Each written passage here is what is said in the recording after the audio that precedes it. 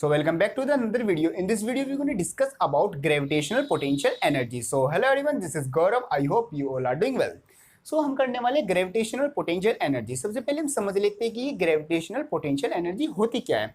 Gravitational potential energy का simple सा मतलब होता है the energy associated with the body due to its position in the another body gravitational field means gravitation potential energy का मतलब है वो एनर्जी जो कि एक मास बॉडी होगी उस बॉडी से एसोसिएटेड होगी जब वो बॉडी किसी और बॉडी की ग्रेविटेशनल फील्ड में रखी होगी। तो उस वहां पर जो उस बॉडी में एनर्जी होगी वो उस एनर्जी को हम बोलेंगे ग्रेविटेशनल पोटेंशियल एनर्जी। और जो हम इसको कैलकुलेट करते हैं मीन्स मेजर करते हैं वो हम करते हैं उस तरीके से किसी इन्फिनिटी पॉइंट से हम मास को उठा के लाते हैं और किसी की ग्रेविटेशनल पोटेंशियल मीन्स किसी की ग्रेविटेशनल फील्ड तक उसको लाते हैं। तो वहां से यहाँ तक लाने में जो हमें वर्क डन करना पड़ता है वही क्या होता है हमारा ग्रेविटेशनल पोटेंशियल एनर्जी।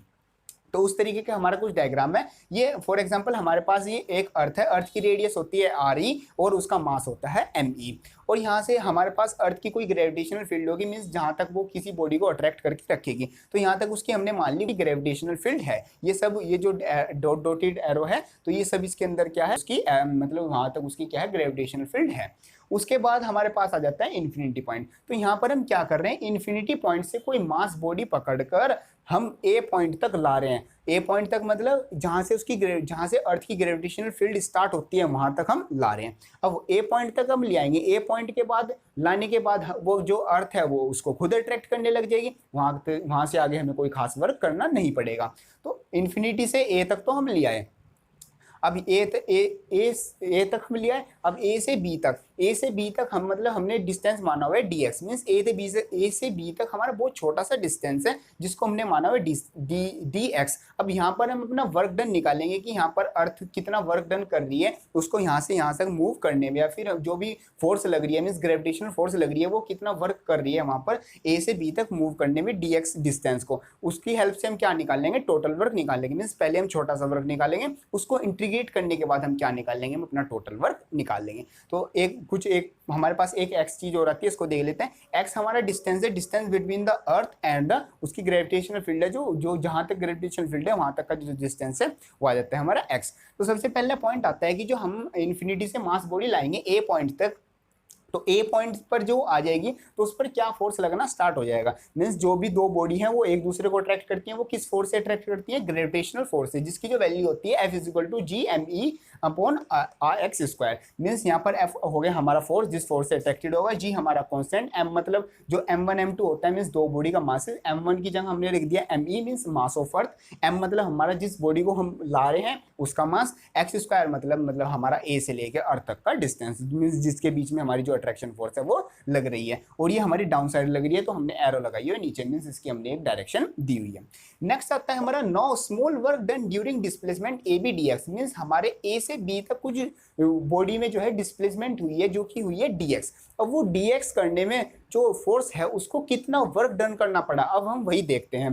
तो dW=F(dx) हमें पता है वर्क डन किसके इक्वल होता है F.dx के। तो F.dx होता है F(dx cos थीटा) और F(dx cos थीटा) किसके इक्वल आ जाता है F(dx) के इक्वल आ जाता है क्योंकि cos थीटा यहाँ पर आके है मेरा 0 है क्योंकि फोर्स भी इस तरफ लग रहा है और डिस्प्लेसमेंट भी नीचे की साइड हमारा हो रहा है। तो की वैल्यू 0 और थीटा cos 0 की वैल्यू होती है 1। तो dW आ जाता है मेरा F(dx) के इक्वल मेरा आ जाता है। मीन्स जो स्मॉल वर्क डन करना पड़ा हमको जो dx डिस्टेंस मूव करने के लिए वो करना पड़ा F(dx) वर्क करना पड़ा।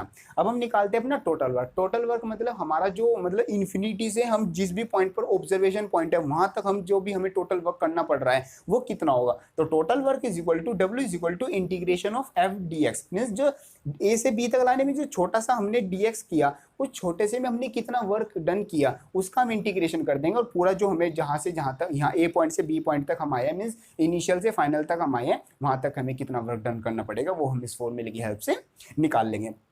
तो W = F की जगह रख देते हैं हम अपनी F की वैल्यू G mE/x² dx और लगा देते हैं अपनी लिमिट हमारी कहाँ से ऑब्जेक्ट कहाँ से आ रहा है इन्फिनिटी तक। कहाँ तक आएगा radius of the earth means यहाँ तक हमारा ऑब्जेक्ट आएगा। मीन्स ऑब्जर्वेशन पॉइंट कहाँ पर है हमारा वो है हमारा जो भी हमारा अर्थ का सरफेस है वहां पर। तो इन्फिनिटी से हम R E means radius of the earth तक हम रख देते हैं। अब हम जैसे इंटीग्रेशन के हमारे वही रूल होते हैं, सबसे पहले साइन लगाना, दूसरी बात हमें लिमिट रखनी है, तीसरी बात हमारा जो भी इंटीग्रेशन होगा उसको इंटीग्रेट कर देंगे। तो जो हमारा कांस्टेंट होता है उसको रख लेते हैं बाहर, यहाँ पर आ जाता है हमारा 1/x² dx। तो 1/x² का होता है हमारा, x² का हो जाएगा माइनस का 1/x, मीन्स इसको इंटीग्रेट करेंगे तो ये आ जाएगा 1/x² को इंटीग्रेट करने के बाद आता है हमारा माइनस का 1/x। तो सिंपली हम सबसे पहले लगते हैं अपर लिमिट, माइनस करते हैं अपनी लोअर लिमिट। तो माइनस का 1/x इन्फिनिटी हो जाता है मेरा 0, और 1/x की जगह रख देंगे आर ई, तो ये मेरा आ जाएगा। ये जो माइनस साइन था ये हमने ले लिया बाहर। तो मेरी जो इक्वेशन बन के आती है वो आती है W is equal to minus GMEM into 1/RE minus का 0। ये मेरी इक्वेशन आ जाती है।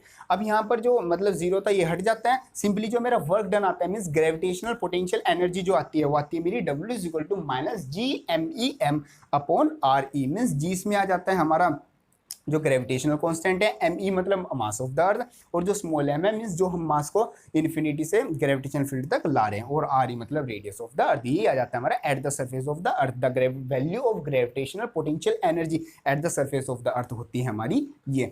और एक पॉइंट आ जाता है हमारा अबव द HIT, मीन्स हम जैसे ऑब्जर्वेशन पॉइंट कहाँ पर था हमारा सरफेस ऑफ द अर्थ पता, लेकिन अगर हमारा ये H हाइट ऊपर हो मीन्स P पॉइंट यहाँ पर हो, ये अर्थ से H हाइट ऊपर है, तो हम RE में सिंपल H प्लस कर देंगे। बाकी फॉर्मूला हमारा बिल्कुल सारा कुछ सेम है और मेथड भी हमारा वही सेम चलेगा।